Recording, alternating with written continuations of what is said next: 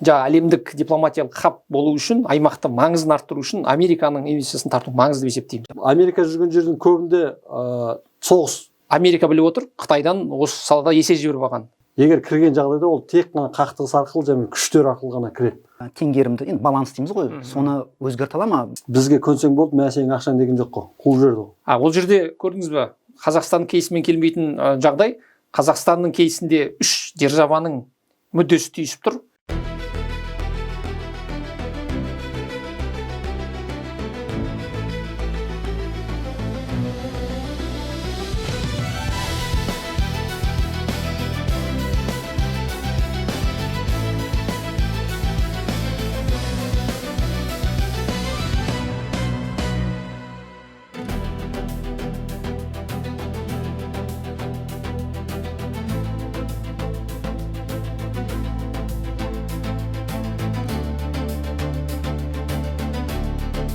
Армысыздар, құрметті көрермендер. Біз бүгін өткен аптада Америка Құрама Штаттарының президенті Дональд Трамп пен Қытай Халық Республикасы төрағасы Си Цзиньпиннің кездесуінен кейін Орталық Азиядағы күштер балансы қалай өзгеруі мүмкін, және ақш Орталық Азия саммитіне осы қараша айының басында өтуі керек саммиті, сол саммитта не күтуге болады деген тақырыпты бүгін қозғағалы отырмыз. Осы тақырыпты студиядағы қонақтарымызбен талдайтын боламыз. Енді бірінші кезек бірден сұраққа көшейік. Бірінші сұрақ бұл геосаяси контекстке байланысты жалпы.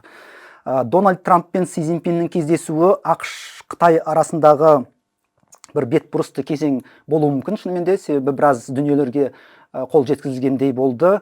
Екеуінің арасындағы текетірес кішкене бәсеңдеді, бірақ бұл келісімдер екі державаның мүдделері тоғысатын Орталық Азияға қалай әсер етеді? Аймақ қысымды төмендету ме, не болмаса керісінше күшейтуге арналған ба осы келіссөздер? Осыған байланысты пікірімізді қалай ойлайсыз? Ассалаумағалейкум, құрметті көрермен. Біріншіден мен жалпы қоғамда айтып жатқан сарапшылармен онша келіспеймін. Екі мемлекеттің басшысы бір-бірімен кездесті. Соның арқасында саяси жылмық пайда болды деген сияқты екі державаның ортасында. Мен көзқарасым бойынша Қытай мен Америка ол соңғы 10 жылдықтардағы бәсекелес, және тағы да алдыдағы бір 25-30 жылдағы бір-бірімен негізгі халықаралық қатынастардағы бәсекелес деп ойлаймын. Оларға кейде мынандай да тәмсілдер бар ғой, мықты бәсекелес іздеу деген. Америка Құрама Штаттары ылғи өзінің бір бәсекелес жоқ болып қалған кезде бәсекелес іздеп тұрады. Сондықтан ол бәсекелес ретінде бір-бірімен жүреді. Және екеуінің кездесуінің арқасында бірдеңе шешілді, енді арғай жақсарады дегенге де сенбеймін. Бұл жай ғана дипломатиялық кездесу болды, және бір-біріне оншалықты жақсылық жасай қойды деп ойлаймын. Тарифтерді мүмкін белгілі бір процентке азайтқан шығар, бірақ ол әдеттегі халықаралық нормадағы тарифтер емес. Екіншіден, Украина мәселесін екеуміз бірігіп реттейміз деген сияқты ақпарат таратты, бірақ ол жерде қалай реттейтін? Мәселен, Дональд Трамп мырза президентке келгеннен бері қарай, мен президент болсам 24 күннің ішінде, бір айдың ішінде, тағы бәлем уақытта бұл мәселені шешіп тастаймын, мен әлемде бәлен соғыс шешкем деген өзіне көп алған әңгімелерді айтқан еді. Шешілген жоқ әлі де. Енді шарасыздан Си Цзиньпин мырзамен бірге де осы мәселені реттейміз дейді. Соған қарағанда бұл бір ширманың сыртында ғана айтылған әңгіме сияқты. Менің ең негізгі айтайын дегенім, олар керісінше мен қауіптенетін нәрсе, екі алып мемлекет Орталық Азияға таласып, қазір соның сен қазынасын қаншалығын сен аласың, мұнайын кім көбірек алады, қазба байлығын кім алады, халқына кім ие болады деген сияқты өзіміз қатыспай біздің сыртымыздан бөліс жүріп жатыр ма деп қауіптенемін. Яғни, сөзіңізді түсіндім, жалпы тек қана экономикалық, прагматикалық бір пессимистік көріп, жалпы саяси реализм дейікші. Жеке сіздің пікірінше жалпы осындай. Жалпы бір нәрсеге мән беру керек. Қытай, былайша айтқанда, экономикасы тұрғыдан шындығында ақш-қа тәуелсіз екендігі ол көрсетті соңғы оқиғалар. Яғни ақш-тың, Трамптың бүкіл әлемге салған тарифтері, оның ішінде Қытайға салған тарифтері, Қытайдың ешқандай экономикасын бір құлатқан, экономикасы ықпал еткен жоқ.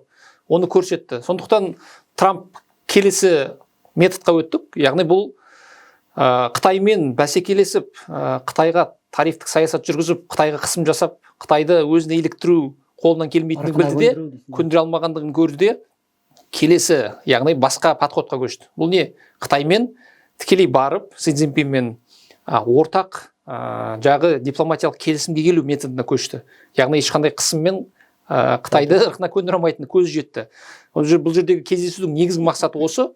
Трамп қазіргі уақытта енді негізгі Трамптың перспективалық мақсатының бірі жағы Нобель сыйлығын алу үшін әлемде бейбіт сүйгіш, бүкіл әлемде бейбітшілік орнатушы тұлғаға айналу үшін, сонда имидж жасау үшін әлемдегі бүкіл конфликттерді шешудің басы қасында жүр. Соның ең үлкен бірі Украина мен Ресей арасында конфликт. Соны қолынан қанша әрекеттер жасап жатыр, бірақ қолынан келмей жатыр. Соған Қытайды пайдалану негізгі мақсат бұл жерде. Яғни Си Цзиньпинді пайдалана отырып, қалайда болмасын Ресейді келістіру. Яғни мақсат бұл жерде Ресейдің мұнайын сатып алудан бас тартқызу, басқа да бір үлкен экономикалық ресурсты пайдалану емес. Ол қолынан келмейтін тағы да көріп отыр. Өйткені ондай Қытайға талап қою үшін ақш-та, Трампта тағы да үлкен өзіне сенімділік керек.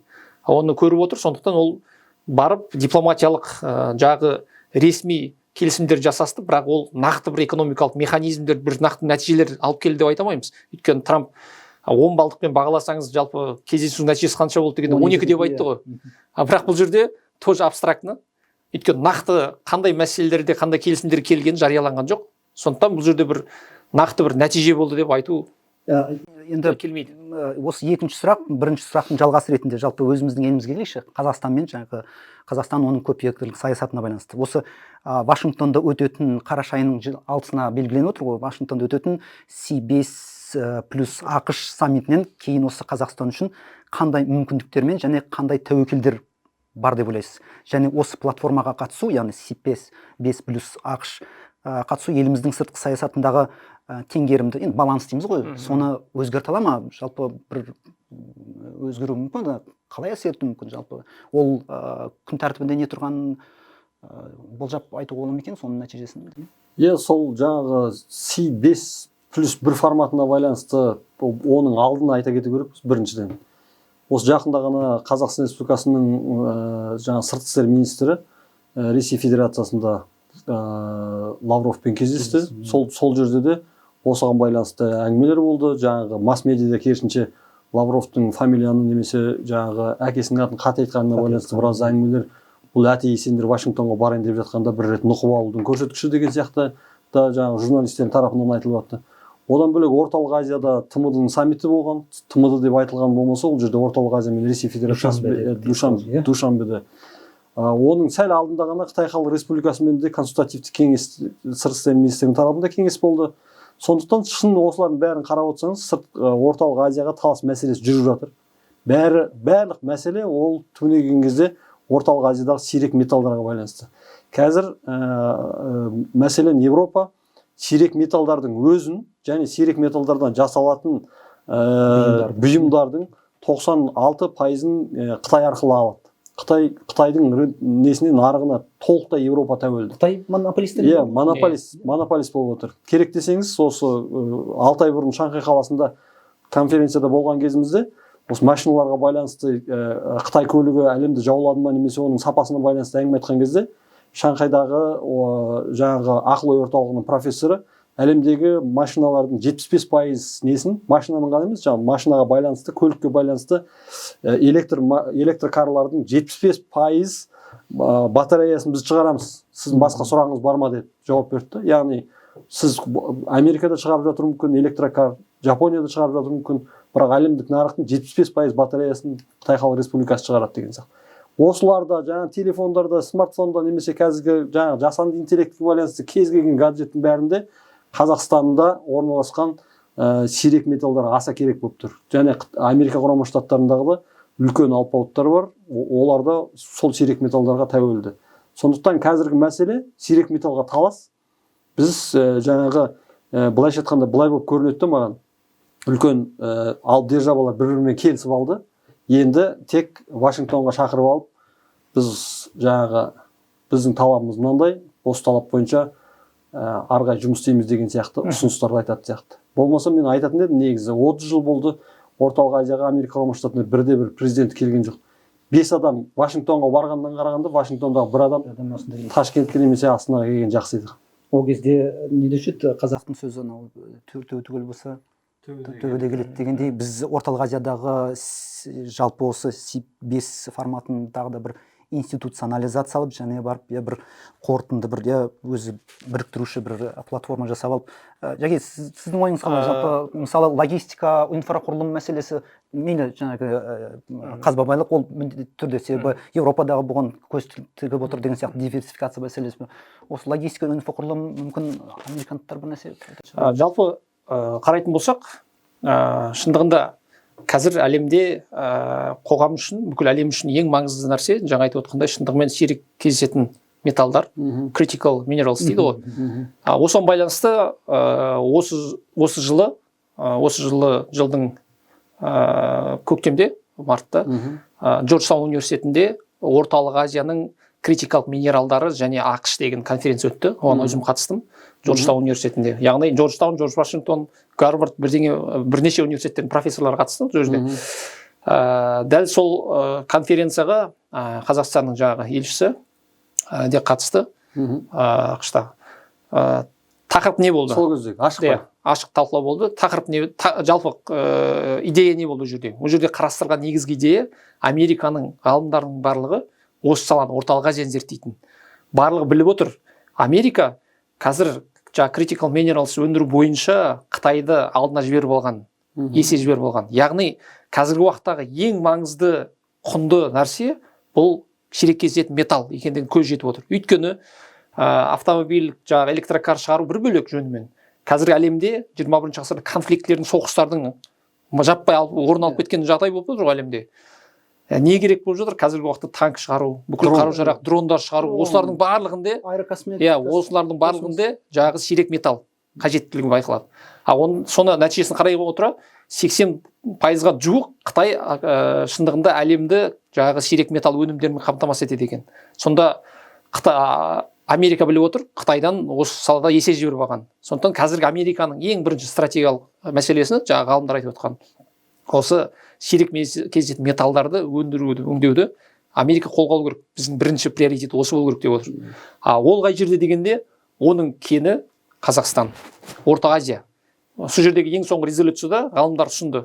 Трамп әкімшілігіне біз Орталық Азиямен дипломатиялық байланыс орнатудағы мақсатымыз, яғни сирек кездесетін металдар, минералдар, өнімдерді Орталық Азиядан игеру, бізге стратегиялық аймақ ретінде қарауымыз керек Орталық Азияға деген ұсыныстар болды сол жерде. Солардың кірген жақсы ма, жаман ба? Енді бұның қандай мүмкіндіктері және қауіптері бар. Осыған қарай тәуекелдер бар, әрине.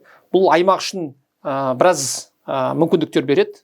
Не үшін? Өйткені Өзбекстан үшін де, Қазақстан үшін де аймақтың, былайша айтқанда, жаңа айтып отқан логистика саласы болсын, аймақтың стратегиялық маңызы артуы, одан бөлек аймаққа инвестицияның тартылуы деген сияқты мүмкіндіктер береді. Американдықтарға емес, бізге де диверсификация керек. Яғни тағы бір үлкен мүмкіндіктің бірі бұл шындығында Орталық Азиядағы күштер балансын тікелей әсер етеді. Өйткені Америка, жаңа айтып өткендей, осы уақытқа дейін Америка стратегиялық маңызды аймақ ретінде қарамай, бір қосымша Ресейге баламалы күшті қамтамасыз етуші аймақ ретінде Орталық Азия қарайтын болса, жалпы Централ Азия плюс бір өзі 2014-те Ресейдің Қытай мен Америкадағы қатынастың нашарлауынан 15 жыл құрылды ғой негізі.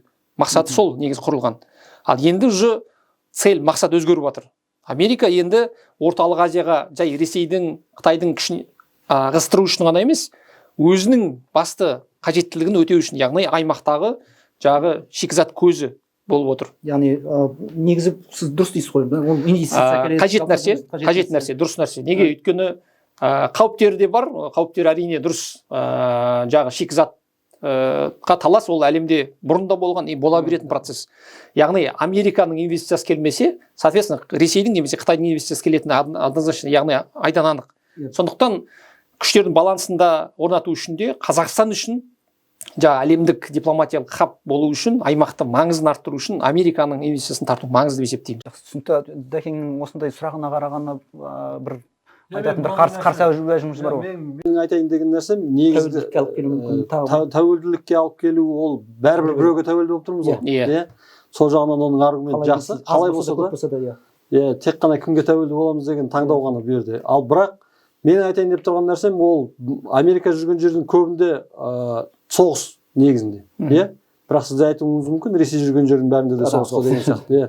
Бірақ Америка жүрген жердің бәрінде өзінің қолы бармаса, сол біреудің қолы арқылы, басқа көсеу арқылы ылғи қақтығыс тудырып отырады да. Яғни өзінің алғысы келген, мәселен жаңа Газада болып отқан оқиғалардың барлығы да түбінегінде ресурстарға, басқа мәселеге байланысты. Яғни ол бірінші сол жерден барып конфликт шығарады, соғыс шығарады.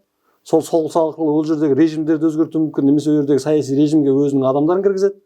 Одан кейін барып жаңағы ішкі ресурстарға жаңағы қол жеткізеді. Олардың методикасы бұрыннан сондай. Яғни келетін жеріне кірместен бұрын ол сол жердегі режимді, тұрақсыздықты бәрін жүргізеді.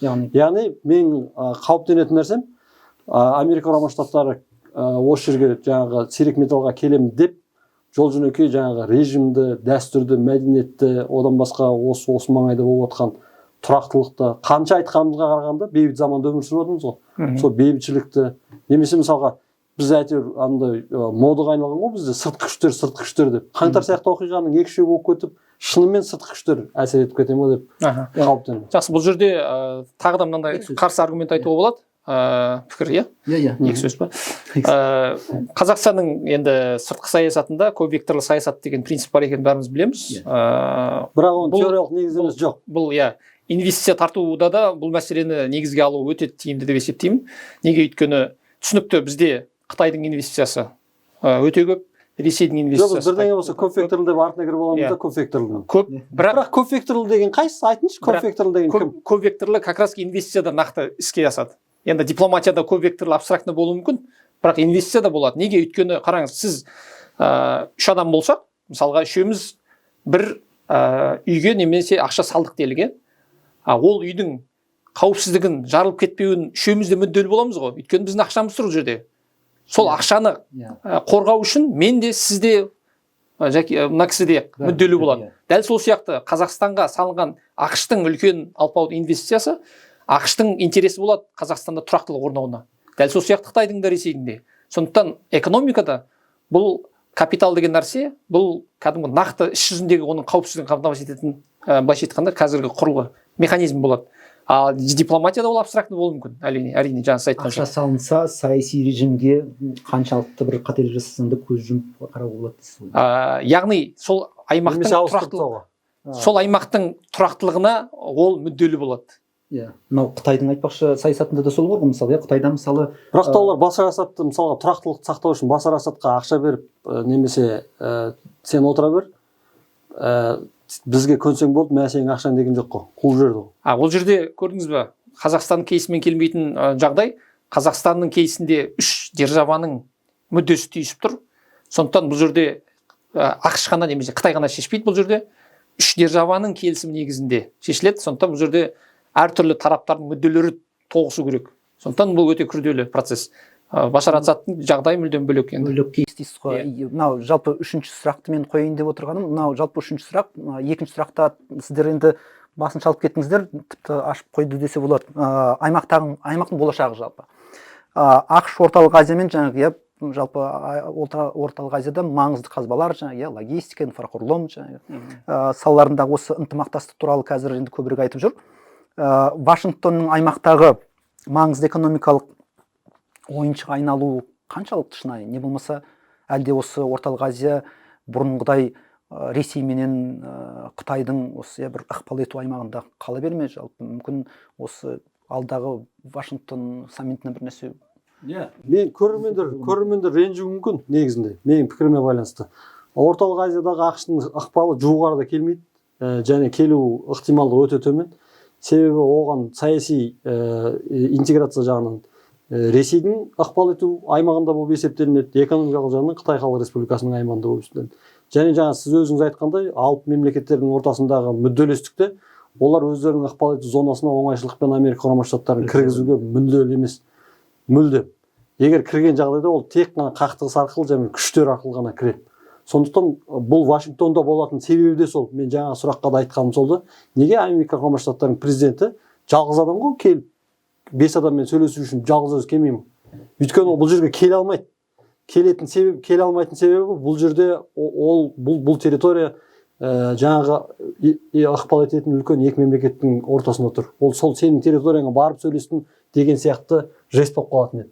Сондықтан бұл жерге келмейді, сөйлескісі келсе ол өзіне шақырып сөйлеседі. Яғни бұл жерге жақын арада 10 жылда, 15 жылда бейбіт жолмен Америка Құрама Штаттарының ықпал ету зонасы көбейетінге мен мүлдем сенбеймін. Орталық Азия аймағы әлі де сол Ресей Федерациясының саяси, Қытай Халық Республикасының экономикалық тәуелділігінде қала береді. Бұнда бір жағынан енді географиялық алшақтығы бар. Америка Құрама Штаттарының және бізде іргеде жатырмыз ғой. Мысалы Ресей мен Қытай Халық Республикасын біз шектелесін. Мүмкін Америка Құрама Штаттары біздің тікелей Өзбекстан сияқты көршіміз болса мүмкін ететінбіз. Бірақ ақш бұл жерде анау орыстар айтпақшы патерналистік бір саясат жүргізетін сияқты, иә, себебі сіздер егер бізбен көп мұқтажсыздар ғой, сіздер бізге кел деген сияқты. ақш-тың ықпалының артуы ақырында жүзеге аса беретін нәрсе. Енді түсінікті, ол геосаяси тұрғыдан Ресей Қытайды алмастырып орнына келеді деген нәрсе емес. Неге? Өйткені барлық нәрсені геосаяси шешеді ғой. Ол түсінікті. Геосаясаттың принципі бойынша Маккендер айтсын, басқа айтсын, ол түсінікті. Неге? Өйткені геосаяси алыс аймақта орналаса отырып толық ықпалында ұстады деген ол өте қиын нәрсе. Сондықтан Қытай мен Ресейдің ықпалы аймақта тұра беретіні түсінікті ұзақ уақыт. Яғни Ресей Қытай немесе әлсіремесе. Енді Американың бұл жердегі біз үшін интересі, қажеттілігі сол ықпалдарды шегеру, азайту, сол мақсат мүддені сол үшін ғана қолдана аламыз ақшты. ақштың яғни ықпалын. ақштың интересі бізге қажеттілігі сол. Ал ақштың ықпалының артуы түсінікті, жаңа сөздің басында айтып өткендей, ол қазіргі уақыттағы ең басты приоритеттегі сирек металдарды игеру, соған байланысты инвестицияны арттырады. Осы уақытқа дейінгі ақштың позициясы қарағанда қазіргі жағдай уже ақшты көбірек инвестиция салуға итермелейді. Сол негізгі. Америка Құрама Штаттары орталық Азиядан тәуелді деп айтқыңыз келе ме сонда? Орталық Азияға тәуелді емес. Америка өзінің бірінші перспективалық мақсатын игеру үшін орталық Азиядағы ақша салаға қаржы салады деп отырмын. Америка ешқандай аймаққа қазір тәуелді болып тұрған жоқ қой, түсінікті. Бірақ өзінің басымдығын орындау үшін өзінің экономикадағы орталық Азиядағы түсінікті. Қазақстанда мысалға алайық. Қазақстанда вольфрам бойынша Қазақстан әлемдік үштікке кіреді. Вольфрам, сирек металл. Осми дегендер. Осми, вольфрам. Бұлардың өзі, есептеңіз, бұлардың граммының өзі қанша $1000 тұрады. Егер ол металдар Қазақстанда өте көп, жаңа айттық, вольфрам үштікке кіреді. Вольфрам деген 300 градуста қайнамайтын өте мықты. Біздің намшылар қолданатын. Бүкіл бұл сіз айтып отқан нелерде қолданылады, электрокар болсын, қару-жарақ нелер бар ғой, дрондарда қолданылады, сол. Яғни бұл вольфрамның қорын ақш уже бастап кетті. Сыртқы істер министрлігімен осы жақында ғана бір бейресми кездесулер болды. ақштың ресми өкілі келді осы жақында ғана, Тоқаев қабылдады. Дәл осы жерде де осы мәселе талқылану мүмкін, бірақ жарияланып ештеңе айтылған жоқ. ақшта нақты осы мәселелер қозғалады деп есептеймін. Жақсы, құрметті көрермендер, құрметті спикерлер, ең алдымен сіздерге рахмет. Осымен біз бағдарламамыз тамамдаймыз. Пікірлеріңіз болса біздің арнаға жазылыңыздар, комментарий жазыңыздар. Жалпы келесі кездескенше сау саламатта болыңыздар. Сіздерге рахмет.